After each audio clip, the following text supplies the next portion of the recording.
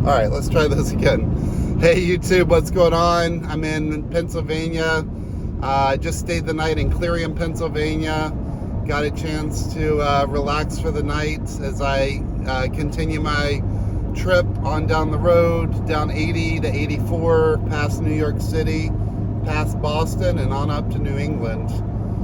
Really excited to get up there to New England and get started on this house. The house itself is going to need a lot of work, but that's kind of why I wanted to document all of this.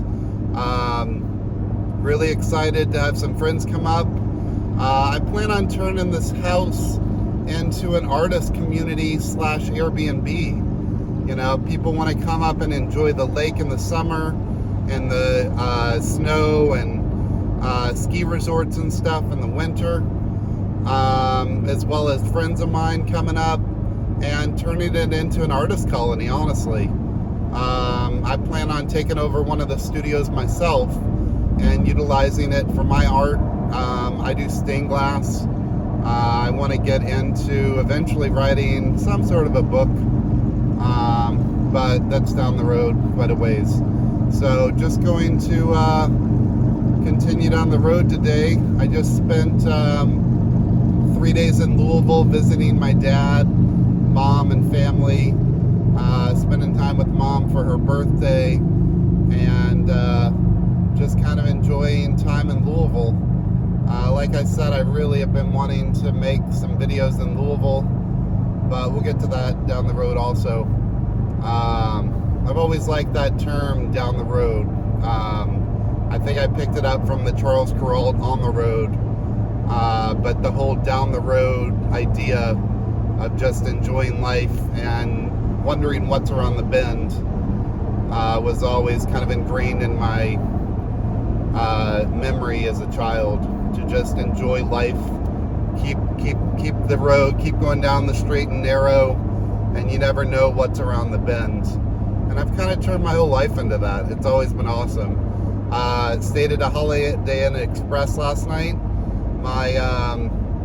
I was down at the hot tub, and this couple that was down there had just gotten back from a trip to see the town that Punxsutawney Phil is from in Groundhog Day, and I just thought that was hilarious. I love that they were on a trip just to see Groundhog Day in the town that is Groundhog Day. I bet that would be a fun little town. You know, cute little town, very similar to all the nice seaside towns up and down California coast. I think that would be a really fun trip to go on and see the history of Punxsutawney Phil. But just enjoying my morning caffeinated beverage as I head on into New York.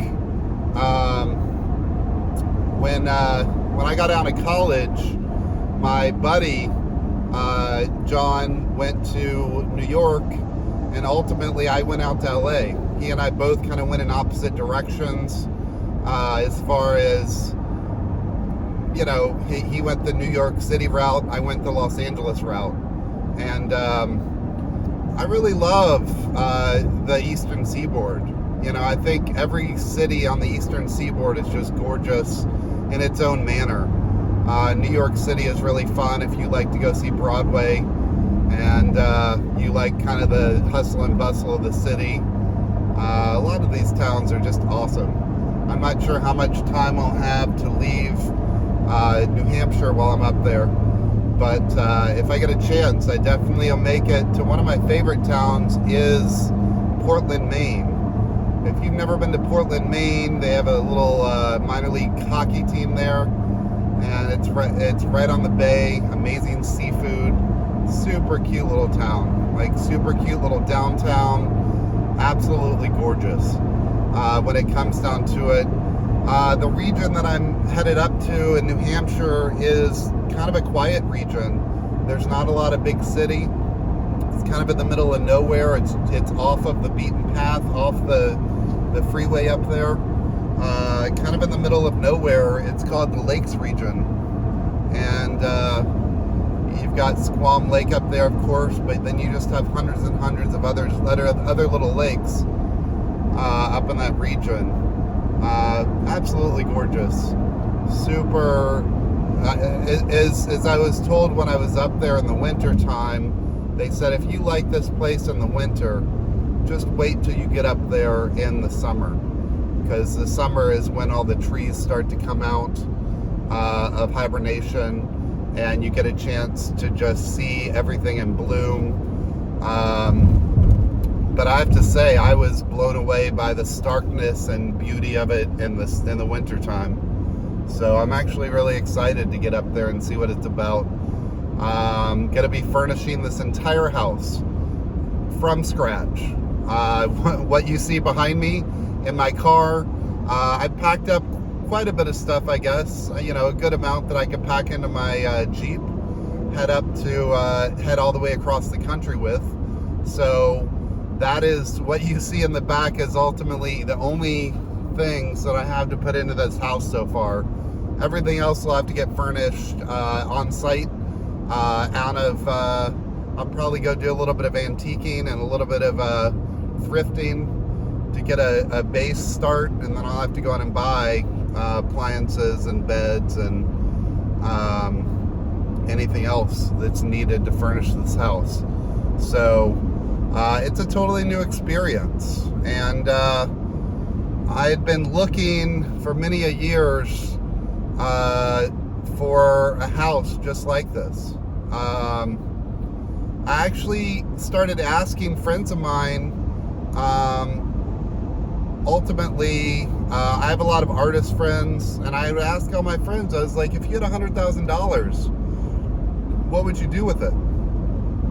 Legitimately, what would you do with $100,000? And a lot of people would say that, oh, I'd put it in the stock market, or I'd invest it, and that's boring. I understand that mindset. I understand the mindset that you need to invest and you need to retire well and you need to have a nest egg, but I didn't really get the sense when people would say invest it, if that was really any bit of fun and excitement. Nobody really dreams when you say invest, and most people just unwillingly and loftily throw all their money into the stock market or into their 401k. And obviously you have to do that to some extent, but you don't know where that money's going. You don't know where that money is going at all. So anyways, as I asked people that, a lot of them said real estate. And I've always had a love for real estate and investment of that sort, more tangible, hands-on. And ultimately, about 10 years ago, I had the dream to open up my own theater.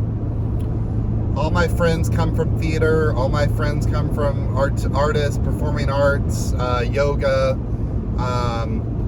circus, that sort of background. And about 10 years ago, I wanted to open up my own theater. And it was unfortunate, honestly, that the passion and love that we all had for starting our own art, starting our own design of self and design for our own art had passed. I'm 43 years old. Most of my friends have now set themselves into the corporate world, into, working towards retirement. We all stopped dreaming. I stopped dreaming. For many years, I stopped dreaming, and unfortunately, some of my other friends did too. I have some friends that have opened up their own art studios, and friends that have opened up their own, circus studios in New Jersey, and Pilates and yoga studios out in Southern California. Dance studios in Ohio. I've got a lot of friends that have done that, but anyways, 10 years ago when I tried to open up a theater and get like-minded people, I didn't find anybody. In fact, I alienated my friends from bringing up the conversation. I have friends that work at Disney. I have friends that work for rock and roll. I have friends that work for all over the place. Supplying it with talented people and equipment. I can handle the equipment part, but I couldn't find the people that were passionate enough to get it started. So leading into me asking friends if they would invest not invest, what they would do with the $100,000, didn't really get a lot of good answers. Not a lot of people would, had much to say about that. And ultimately it came down to real estate. Ultimately it came down to me deciding to start my own artist compound, for people to be able to go and rent out an Airbnb and have a fun community that they, maybe a fun environment that they could go up and create art, basically. And that's what this dream is about.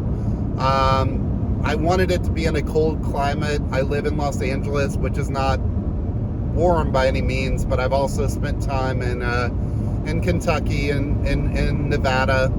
So I wanted it to be in a cold climate. I wanted it to be in a region that was kind of known for the starkness of the nature in the wintertime. And I like the element of getting snowed in, honestly. I think that scares certain people, but I love the element of that. And so I looked in Colorado, I looked in Northern California, I looked in Big Bear, Idlewild outside of Los Angeles, and Lake Tahoe.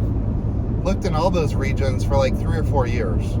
And so when this property fell into my hands, January of 2022, it was a dream come true. Ultimately, it was a dream come true, and very much I am excited about this journey. So again, as I pass through Pennsylvania down Interstate 80, like, subscribe, and share these videos. Please shout this out to all your friends. I don't know if I'll be sending out daily videos, and I've had a little trouble getting them to upload for some reason, but ultimately I am very excited to continue this YouTube channel and to keep it going. So thank you guys for all your support. Thanks for all my friends and family out there that are watching these and subscribing and sharing. And you guys have a great day. All right.